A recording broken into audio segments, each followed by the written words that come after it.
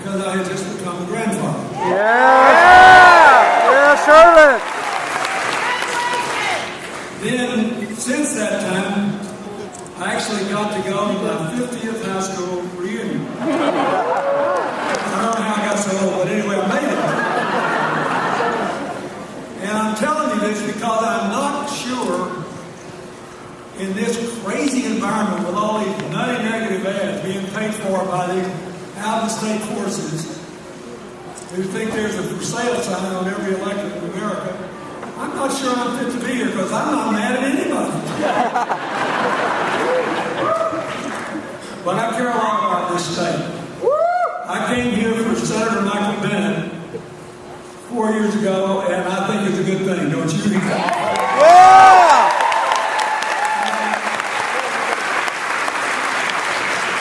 I'm glad to be here at Hinckley High School for Senator Mark Udall and Governor John Hickenlooper and Andrew Romanoff, whom I know and admire. And I want to tell you what I think this election is about.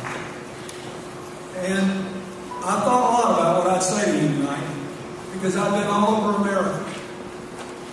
And I know what's going on everywhere. Essentially,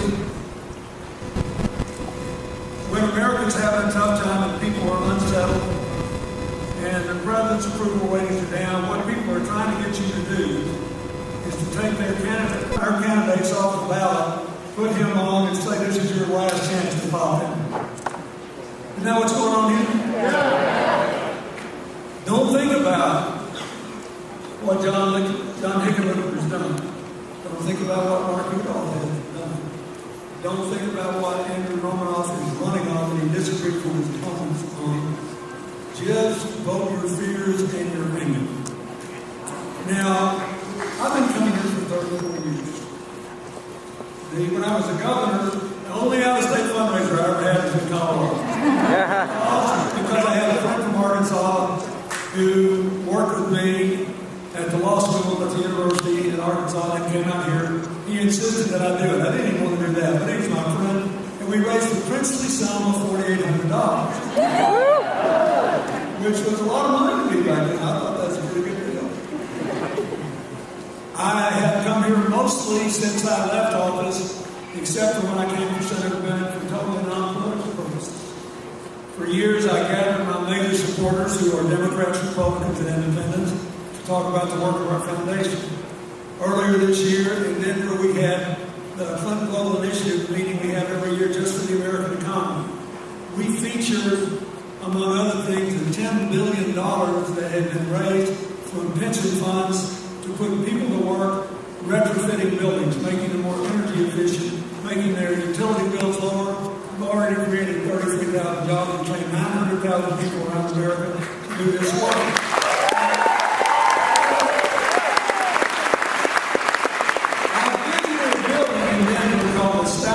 Health Center, which was built through a public-private partnership made possible to get private investors from something called the New Markets Tax Credit, which is the last major economic bill I passed as president, with the support of a Republican Speaker of the House, to do something in areas where the unemployment rate was above and the per capita income rate was below the national average.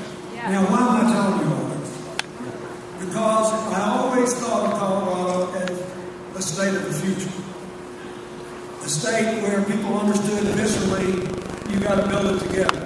A state which embraced diversity and cooperation and thought you could be proud of who you were and still be part of a larger community. That's what I think you want. Now, here's what I know. I now work, as I told you, with Democrats, Republicans, Independents. Half the time when I'm working on a project, I don't even know what political party my supporters are in because we agree on the end and then we get together and argue about what the best way to achieve it is, make the best decision we can, and then go on and do it and get the show on.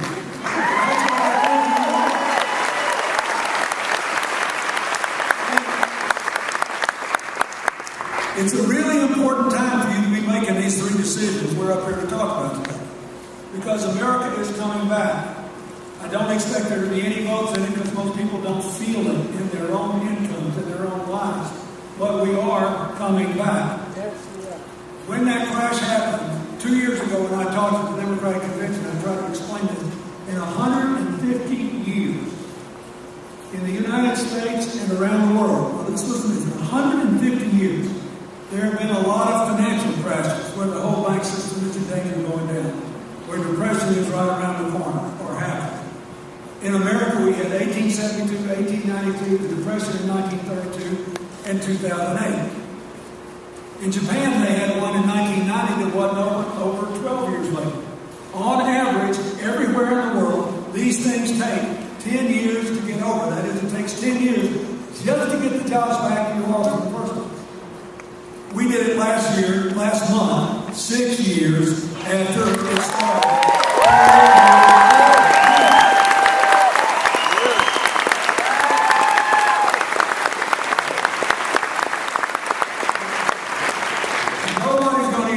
Because most people don't feel it yet. That's fine. But what you need to know is it happened, and therefore these decisions are really important because we have to decide. Here's what's really on the ballot. Nobody's talking to you. We have to decide whether we're going into the future together with shared opportunities for everybody willing to work for them, shared access to education and training so everybody will be prepared for it, and a shared sense that we got to make these decisions together and go forward together, or whether we're going to go back to trickle-down economics where 1 or 2% of the people get 90% of the time. I don't care what they tell you, that is what is really on the ballot, and that is why the United States troops is going on this money.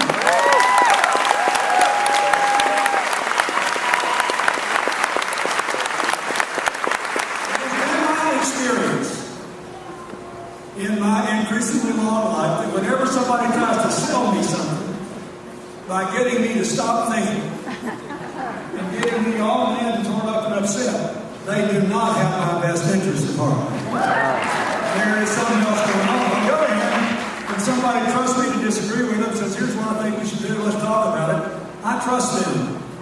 And I'd be likely to go along with them even if I didn't agree with them on everything, because that's what works. I work all over the world now, and in America. And here's what I know. Every place in the world, people are working together. Across the lines of dividing, good things are happening. Yes. Every place in the world, people are building walls between each other and fighting all the time. Bad things are happening. This is not complicated. The biggest problem in Washington today is political dysfunction, and you are being asked to aggravate by the opponents of the people on the House.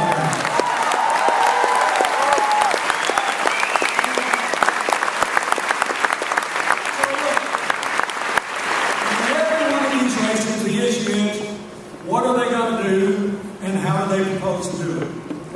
That's what affects you. What are they going to do? How do they propose to do it?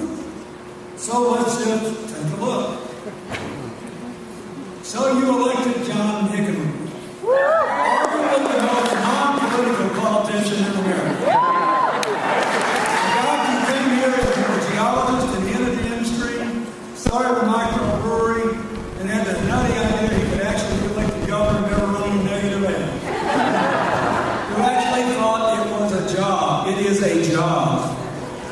I had the job for 12 years and I loved it. The governor's job is about economics, education, the environment, dealing with emergencies, and building an inclusive state where everybody has a chance to go forward together. That's what the job is.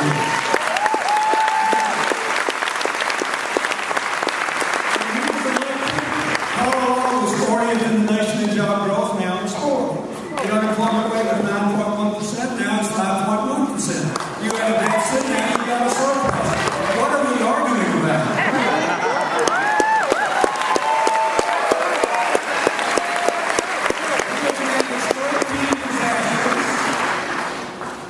13 disasters. That's something I know something about as a governor and as president. And when he had that terrible flood last year, he fixed 27 roads earlier than he said he would. He outperformed what any reasonable person thought was possible. And he worked out this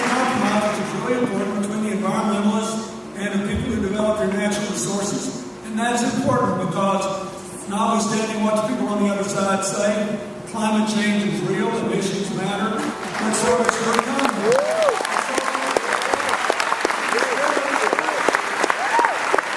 That's what we all say anymore, but his opponents say, oh, you can't trust that, that's fine. We got to get on one side of the another and just cuss each other till we're out of breath. Your agricultural economy is moving. You have the highest air quality standards in America. You've already addressed the central challenge with fracking and any natural gas extraction, and I was governor of a big natural gas producing state, which is how do you make the well strong enough so you don't have methane emissions?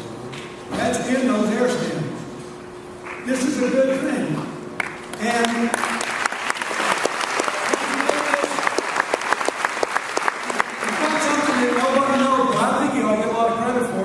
he's trying to make this a good place for people who serve in Iraq and Afghanistan and other places in the military to return. This is a big deal by making sure what they did in the military can be used to qualify them for professional certifications so they can make a living.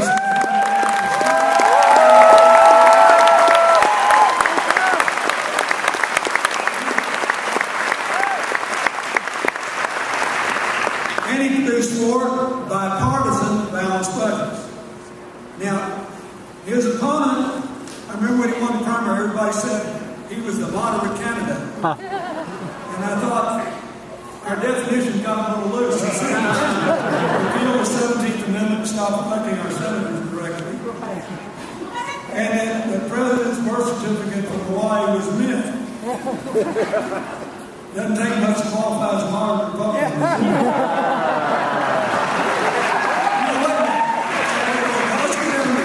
What has been the strategy against Hickenlooper? When you were governor, you made thousands and thousands and thousands of decisions. You cannot possibly never make a mistake. No human being did. I was governor for 12 years. I made so many decisions, I could still tell you the ones I thought were wrong. If you're paying for perfection, you're not going to get it. So what they've done is take 1 or 2 things they think would make it look worse than they were and blow them way up and say, forget about his opponent's record and what he stands for, and forget about all these good things I just gave you, and just vote your man. If you want to be a state of the future, you ought to vote for what you say you want. Everybody says in every poll, we are sick of all this partisanship. We want people who bring people together. We want people who listen to everybody. We want people who pull people together. That's exactly what John Hickenlooper has done, and the results are good and better than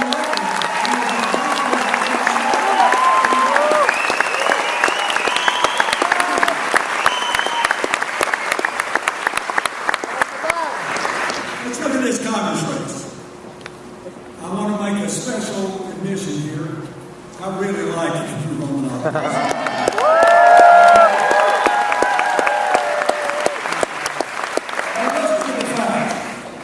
According to what you say you wanted, gridlock in Washington and somebody getting something done. He was Speaker of the House. He had a Republican governor. He worked with it to create balanced budgets, to make sure schools were funded, and to pass that BEST Act, which was your first real major school construction program in years and years and years. That's what he did in his job. Now, he does want a progressive economic future we can all be a part of. So he's for equal pay for equal work for women. He is for a raising the minimum wage.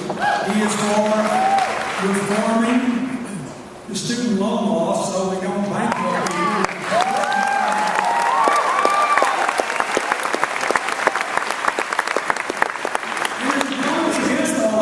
We ought to deport dreamers that young people who were brought here as immigrants when they were kids through no fault of their own. It could be a big part of your future. Now, if you vote for what you're for, not what you're against, if Colorado is a state of the future, you will send Andrew Romanoff to Congress.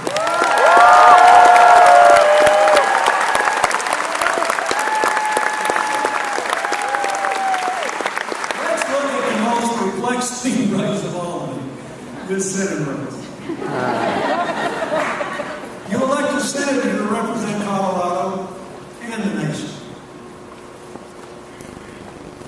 to help the state, to develop it, to do things in Washington that will help people here to live up to the fullest of their abilities and give them a shot at the American dream, to protect the national security and advance the national interest on a whole range of issues. Mark Udall on the Armed Services Committee. He's way better qualified to deal with these new security challenges we face in a level-headed way instead of getting everybody all stirred up at election time than anybody else. Why would you give up a seat on the Armed Services Committee? Colorado is sort of a libertarian state, something I always like. You've got a certain don't tread on me mentality. He has led the fight in Washington to stop the National Security Agency from overreaching in the Iron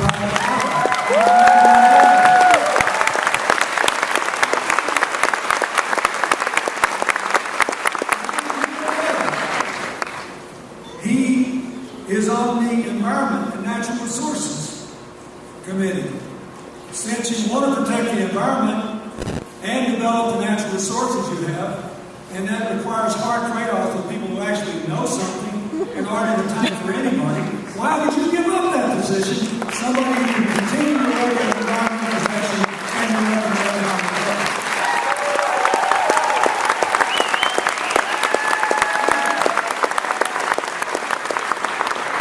He's taking really good care of Colorado. He's used his position on the Senate to help the Veterans Hospital in Grand Junction, to get the fire service modern air tankers so you can put out those forest fires quicker and better,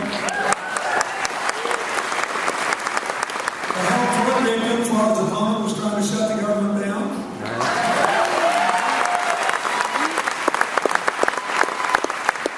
And if you ever want a Democrat who will work with Republicans or a Republican who will work with Democrats, he's the poster boy.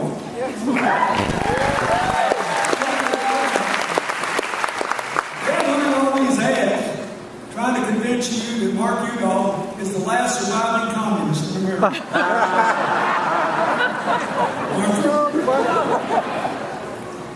Look at the facts. He worked with your Republican senator to make Rocky Flats a national treasure that can be He worked with the Republican senator to reinstitute the line-item veto, with another Republican to end earmarks and cut wasteful government spending, with another bunch of Republicans to establish the Sense and Votes Commission to give us a long-term plan to deal with our debt without messing up the economic recovery in the meanwhile, with another Republican senator to put rural development funds in the Farm Bill so these small towns and rural areas can get some of the economic benefits that have come too much only to our biggest urban areas.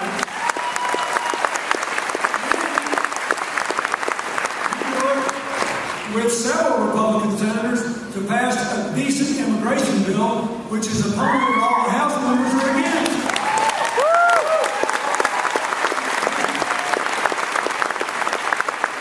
He does favor a progressive economic policy, equal pay, raising the minimum wage. He was one of the leading supporters of the Little Bit Better Fair Pay Act.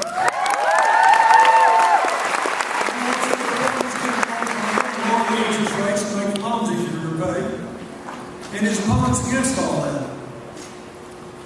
He also thinks you should fix the health care bill, not reform it. But I want to say, they've done the darndest job on this bill, Arizona. Here are the facts. Colorado has enrolled hundreds of thousands of people on the individual market health exchange, people who can't be covered with work. Now, Mark promised you that he would leave the employer-based system as the bedrock of the health system, and it still is. But there's a bunch of people, about 10% of us, who don't get insured at work and have to rely on the individual health insurance system. Now, let's look at what happened. Before that bill passed, rates were going up an average of more than 16% a year in Colorado. Next year, they're going up 0.7%, and in the Denver area, they're going down.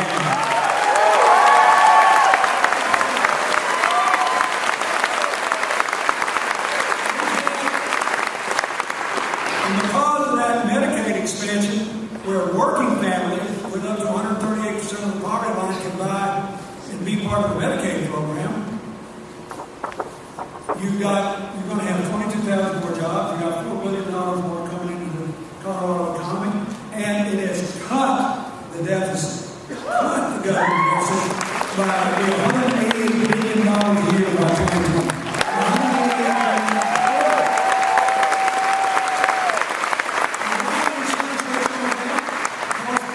Uncompensated care, the rest of us don't have to pay for it. So, you get to read.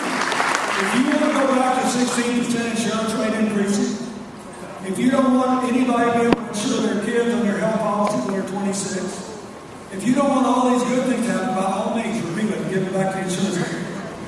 But it would be a mistake. Now, are there some challenges? Yes. We still got to work through several detailed issues relating to the employers, the employees, small businesses, medium-sized and large. The answer is to do what he said. We've got to keep working on this to fix it. But to throw out the baby with the bathwater would be a big mistake.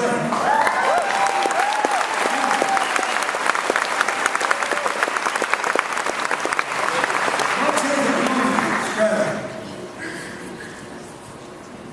He wants to use all that Koch brothers money to take Udall off the ballot and put the president on the ballot. And it's a pretty slick deal, if you think about it. Because the president's only going to be in office 2 more years. So his strategy is, you know you're upset and unsettled now. We do have some real problems now. You couldn't snap your fingers and change them all overnight. So you got to vote for me because it's your protest vote. And your protest is only going to be good for 2 years. And it's a pretty high price. You've got to give me this job for 6 years. I'm going to vote against it for 6 years. But you will feel so good on election time. Isn't that basically what's going on? Give me a 6-year job for a 2-year protest. I think you should say, no thanks, this is the state of the future.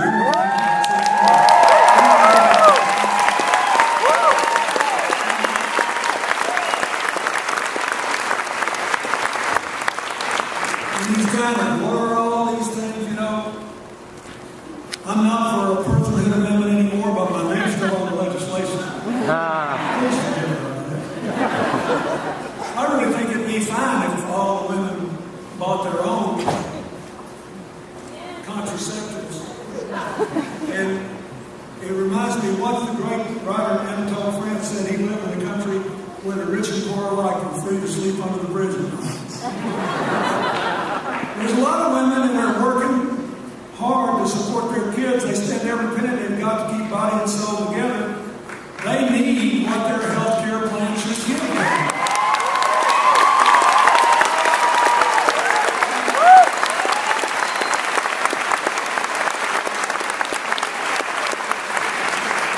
The main thing is, if you really are a libertarian state and you don't want the government overreaching in your private life, Mark Udall from Canada. Somebody should reach across party lines. There's only one person who did it with the line out of veto, with the earmark legislation, with the sense-involved bipartisan deficit reduction plan, with the immigration bill, and his opponents against the immigration bill. He wants you to stop thinking, because if you thought, you would have to vote for Mark Udall for senator.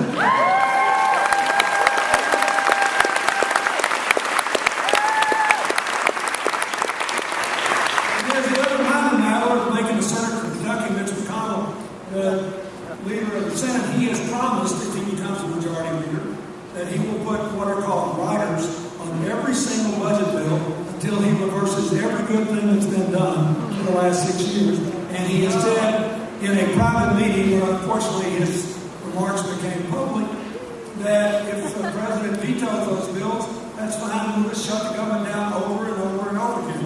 It caused you a lot of problems last time, but because you had a surplus at the state, the governor was able to keep one of your national parks open, and because Mark Udall was working so hard on it, and so was the governor, you were able to keep the flood relief work going, but you may not be able to do that if they start shutting it down over and over and over again. So you just have to decide what you want. I think you should go for the future. The future, share out, share out.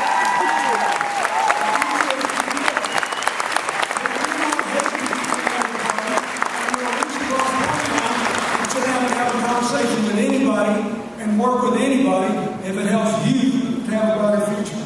Now look, I can't run for anything anymore, but I can tell you this. When your public service is over, there are only three things that matter. The rest is all background music. Are people better off